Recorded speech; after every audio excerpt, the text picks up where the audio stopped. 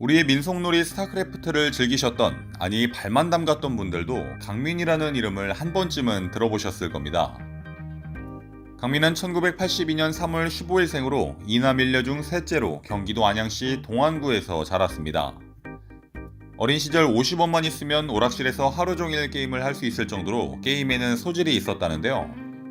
고등학교 시절 아버지가 중국에서 했던 사업이 어려워지며 가세가 기운 강민은 학교도 제대로 다니지 못하고 지인의 집에 얹혀 살면서 돈을 벌여야 했다고 합니다.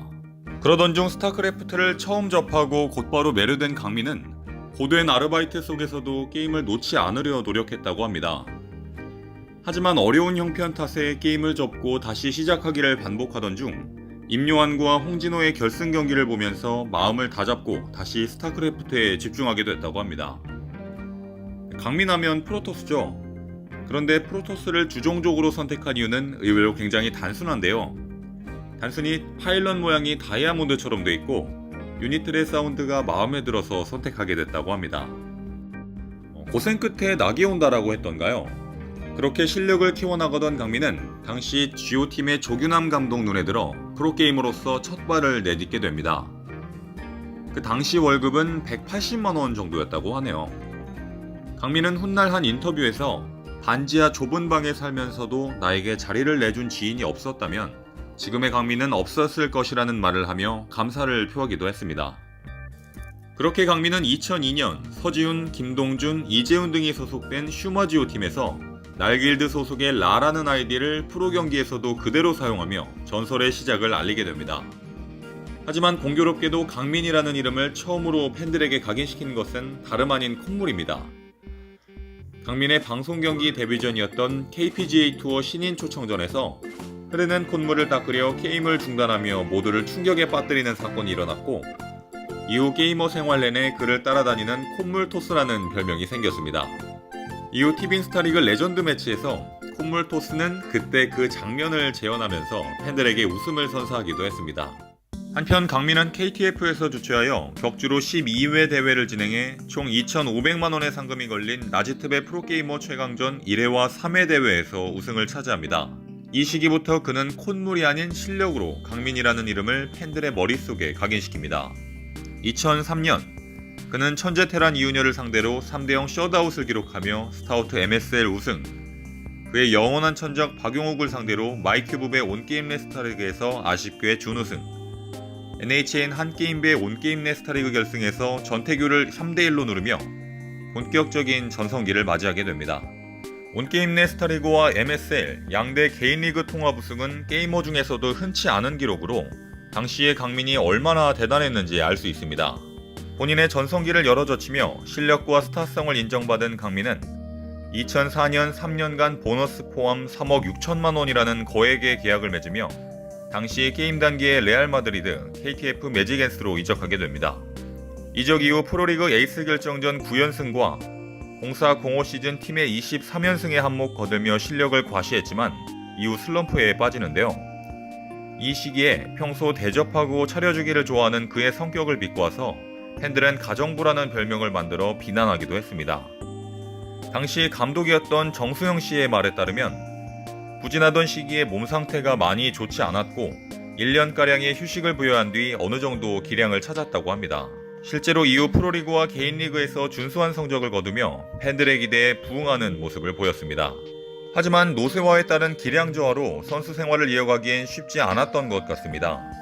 2008년 9월 결국 강민은 은퇴를 결정하고 MBC 게임 해설자의 길을 걷게 됩니다. 사실 강민의 은퇴에 있어 그새 마재훈의 영향도 무시할 수 없다는 의견이 많은데요. 지금이야 스타판을 망친 마서스지만 당시에는 압도적인 실력으로 본조의 자리까지 넘보았던 선수입니다. 심지어 최고 전성기인 2006년에는 대프로토스전 21승 3패, 승률 87.5%로 프로토스에게는 재앙과도 같은 존재였습니다. 마재훈은 강민이 다시 왕좌로 올라가려는 길목마다 이를 저지하며 끔찍한 천적이 되는데요.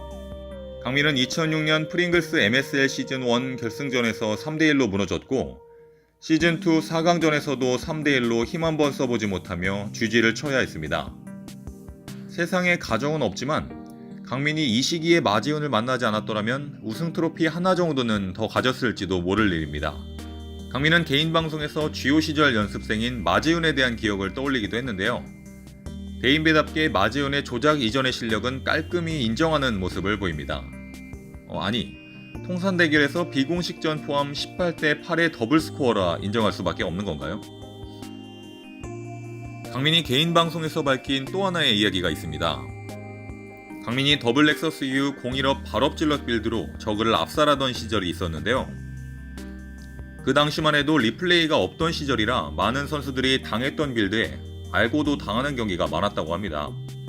그런데 리플레이가 나오고 빌드가 파악되면서 대처법이 생겨 같은 빌드가 통하지 않게 된 거죠. 강민은 개인 방송에서 리플레이 시스템만 없었더라면 자신의 선수 생명이 더 길어졌을 거라고 말하기도 했습니다. 해설자로서 인생 제2막을 연 강민은 허영무와 김정호와의 대결에서 스톰 11번의 게임이 끝난다는 예언이 적중하는 등 선수 출신 해설가로 팬들의 가려운 곳을 제대로 긁어주며 인기를 이어나갔습니다. 2009년에는 MBC 게임을 떠나 온게임넷으로 자리를 옮기며 해설가의 커리어를 이어가기도 했는데요. 당시에 해설자나 캐스터가 경쟁사로 옮기는 일이 흔하지 않았기 때문에 많은 화제를 모으기도 했습니다. 여담이지만 온게임넷으로 자리를 옮기고 난 뒤 자신의 해설에 대한 고집과 자존심이 강했던 강민은 해설 견해 차이로 인해 박용욱과 트러블이 굉장히 많았다고 합니다. 역시 영원한 라이벌답게 선수 시절뿐만 아니라 해설자의 자리에서도 다툼이 이어졌나 보네요. 한편 강민은 해설자로 자리를 잡은 뒤 스타 팬들과 게이머들 사이에서 아직까지도 종종 회자되는 불후의 명작 강민의 올드보이에 출연합니다. 올드보이 애청자로서 강을 떠다니던 오리에 집착하던 오리광 강민이 오리고기를 먹으며 했던 안정적인 맛이야 라는 멘트가 기억에 남네요. 도대체 안정적인 맛은 어떤 맛일까요? 올드보이 종영 시기에 맞춰 강민은 군에 입대합니다. 방송인답게 군 입대 소식도 올드보이를 통해서 알리게 되는데요. 어렸을 때부터 시력이 좋지 않았던 탓에 공익근무요원으로 2010년 6월 17일에 입대합니다. 시력에 대해 조금 더 이야기를 해보자면 강민은 온게임넷 돌아온 뒷담화에서 시력 때문에 게임하는데 어려움이 많았다고 밝히기도 했는데요. 토스전에서 옵저버를 찾을 수 없어 애를 먹고 저그전에서는 럴커가 보이지 않아 엉뚱한 곳에 스톰을 지지고 있어 화가 나서 키보드를 부수는 일도 있었다고 합니다.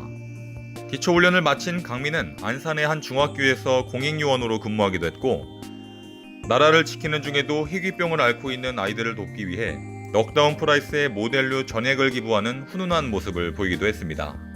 그렇게 무사히 전역을 하게 되고 그는 리그 오브 레전드의 해설가로 변신하게 됐습니다. 하지만 스타에서 보여주던 예리하고 정확한 해설이 사라졌고 이 때문에 많은 롤팬들의 비판을 받기도 했습니다.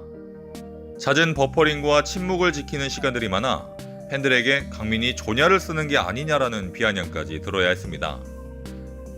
특히 잦은 말실수와 해설이 틀렸음에도 강한 자존심으로 인해 이를 인정하지 않는 모습들은 팬들이 억제기를 제어하지 못하는 데 한몫하기도 했습니다.